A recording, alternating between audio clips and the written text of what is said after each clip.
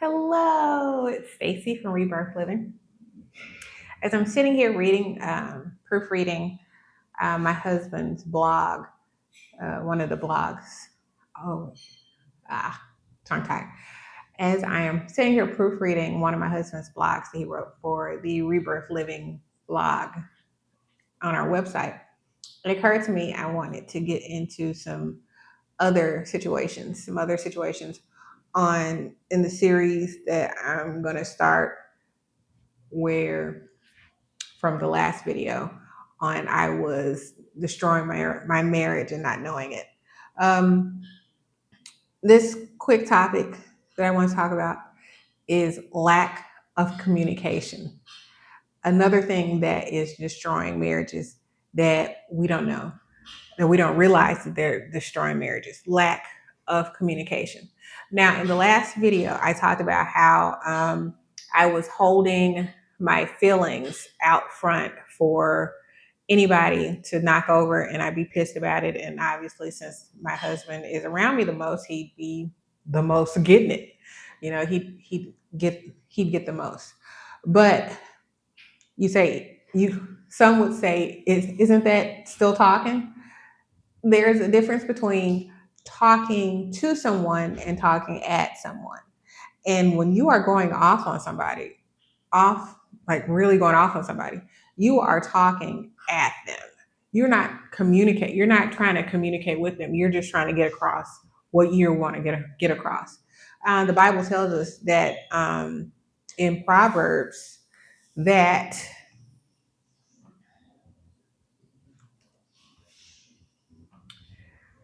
I want to get this scripture correct. It is Proverbs 18 and 21 that says, death and life are in the power of the tongue, and they that love it shall eat the fruit of it. So if you are just constantly just going off on somebody, you can kill somebody with what is coming out of your mouth, the power of your tongue. Think about, I hate to use this as an analogy, but I just saw a reminder in my Facebook memories this morning how this little girl committed suicide because she was being bullied at school about being deported. That other kids were joking to her that they were going to call in her and her family to get deported. She killed herself. Think about all the people that have been bullied and they grow up with this whole thing, and it's in your mind. It alters who you are. Think about the kids that there's so many kids that commit suicide because of their being bullied at school. Think about all the stuff that's being said in the midst of being bullied. Think about all the stuff that you're saying at home to your spouse, not communicating with them, but you are talking at them. I I got a T-shirt. I probably got all the T-shirts and all the mugs on talking at my husband instead of talking to him. And the difference is when you are genuinely talking to someone, obviously you're looking to get feedback. You're looking to have constructive criticism back and forth. You know, you talk to each other, you care about each other enough to hear each other's side of the story or whatever is going on. But when you're talking at somebody, you're just blasting it at them. You're just going at them. And think about how many situations that you're in your marriage or in your life in general, where you're just talking at people. You're not trying to get constructive criticism back. And how many marriages where, I don't know how many times that we've gone out and we see people like in Walmart or other stores where they're just going off on each other in the store. And who wins in that situation? Who wins? If you're talking at each other, who's winning? You're not hearing each other's point of view. You're not hearing each other's constructive criticism. You're not hearing each other's love come out. And this is why I need to get this across to you. This is why we need to work this out together. You're not getting that when someone is talking at you or you're talking at someone. So Lack of communication is lack of talking with your spouse, actively getting constructive criticism back and forth, talking to them like you love them, talking to them like you care about them. I know there's going to be situations where you just have to just get it out and just, oh my gosh, let me get this off of my chest. I get that. I get that. But in every situation, no. There if it's every situation, something else is going on. So, how many situations where you are talking at your spouse instead of communicating with your spouse? And that is another thing that is eating up and destroying marriages because we don't know how to talk to people. We don't know how to talk to each other anymore. We don't know how to communicate. Where we feel like so much stuff is going on in our relationship, I just can't talk to you. But reality is, if you are in this situation, you are in this relationship and you want to be in this relationship, communication is key. Consistency in that communication is key. And I'm not just talking to you, I'm talking to myself too. I'm talking to myself too. Because the enemy wants nothing more than you not communicating with your spouse. Because as soon as you communicate with your spouse, y'all are praying together more, you're coming together more, you are worshiping together more, you are seeking God together more because y'all are able to communicate and come together and do things. So let's take active steps to actually communicate better with our spouse. Not only with our spouse, but in other areas of our lives. Let's be slow to speak and to communicate properly and not just speak at people, not just talk at people. That we care enough about the person that we talk to them, let alone listen to them. Listen, Linda. That little boy gonna be full on grown and we still gonna be out here listening, Linda. But anyway, if you know, you know.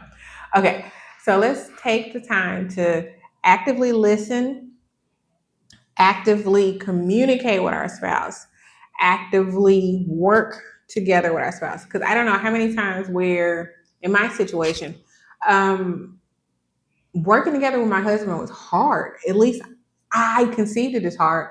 And I think I conceived it as hard because I was still holding my feelings out. And I saw it in a situation of, since I was still holding my feelings out, him knocking my feelings over, every critique or everything that he had to say to me, criticism or whatnot, I was taking it to heart. I was taking it like, you're a failure. You did this wrong. Kind of a thing. Because I'm holding my feelings out, not in a sense of you're being constructive. You're giving me constructive criticism. You're trying to help me out in this situation. You're trying to help me as a person, move further because my feelings were out. I couldn't hear the plus side of what was going on. So it would be hard for my husband to work with me. I mean, this is my husband's desk back here, and it would be rare that he would sit back here, and I would be so excited when he was back here, not realizing that I was the reason why he wasn't sitting at his desk so often. Because every time he would sit over here, we would bicker because he wanted to know what I'm doing, and I'm telling him what I'm doing, and he wants to interject, and I just hear my feelings. And instead of you're actively trying to help me, my feelings say you were trying to be against me. So now that I'm understanding these things, not only understanding these things, I can see it's beginning to click. It's beginning to click. It's helping me calm my nerves. It's helping me calm my nerves where I'm not as frazzled. And every day is a process. Every day is a process. Every day you have to make a choice on what attitude you're going to have that day. Every day. Every day. So today I'm choosing not to have an attitude, not to be in my flesh. I'm already praying, asking God to take this hand back with my feelings in it and tuck it away where God you have it. So it's not sitting out here for people to knock over. So um, you have to make the choice to communicate better with your spouse, where you're communicating with them, not talking at them. Making the choice to come together more with your spouse. Pray together with your spouse. Communicate with your spouse. Because once y'all start coming together under God, woo-wee. Think of all the blessings we've missed out on because we couldn't communicate together, or we couldn't come together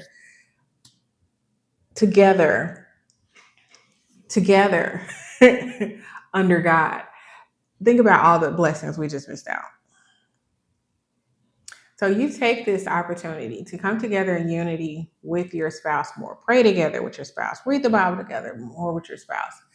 Just be in unity in general with your spouse, and see what windows of blessings just open because you're working together with your spouse. That's deep by itself. So thanks for coming to my TED Talk. These are going to be called Stacy Talks in a minute because, oh my gosh. But let's work on that. Let's work on better communication in our marriage and better communication. Because once we open that communication up, I'm telling you, that's a whole thing. I mean, you should already have a better communication with God. If you're not, you need to get on your prayer life because your relationship with God is way more important than any relationship that you have. So you open that communication up with your spouse. I'm telling you, y'all, that's going to be a whole lot right there. So I hope you have a blessed day. Thank you for coming to my Stacy Talk.